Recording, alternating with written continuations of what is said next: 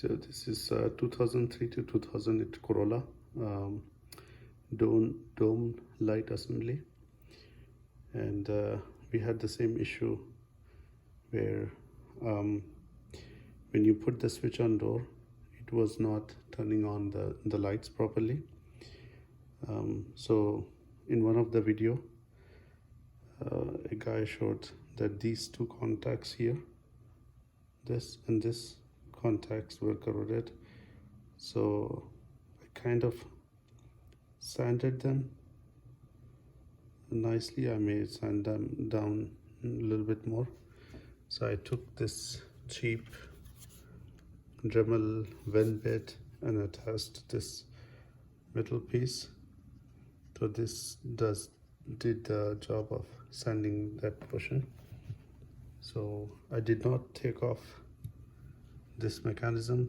I tried taking out, but I don't want to mess with it much. So I'm just gonna clean up a little bit more. These two contacts, I see a little bit residue there, and then we're gonna pop it out in the dome. So as we see here, there are two metal in the diagonal directions and the two hooks. So we'll have to be a little bit careful. Even if you get these two out, getting these two is challenging. So I had to put like a screwdriver and then push this back and pull, and again for this, put the screwdriver in between and then push it and then pull down. So it's a little bit tricky to get this out. So the way you would unplug is just push this. In order to unplug from the electrical connector, just take a screwdriver, push it, and then pull this assembly out. That will unscrew. So in order to put it back, as you see here, the two metal clips, one and the other side here, these two metal clips go into the metal holes here, one, and the other one is right here. So 1, 2, those two are relatively easy, they just go in. For this one, this guy goes here, which is also a simple one, hook. Now this one, this is what was giving me the most hard time trying to get that off hook. So I had to take like a screwdriver when I was trying to pull this, and then put it here and then push it so that I could make this loose. So this part secures really tight compared to the other parts. Other parts are relatively easy to hook in. The way this dome hooks up is, this has the hook. There's a hook here, and that hook goes into this bracket, right? So when you're trying to pull this, you may have to push it like this, squeeze it, so that it remove itself from this wedge, and then you'll be able to pull it. But when installing, I'm just gonna put right here,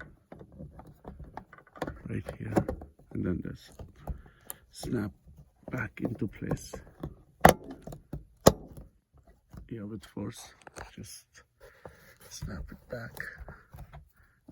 And when you try to pull it, just try to push it, or at least like push from this side to get this released, push this side to get this released. Once you release the one end, the other should be easy.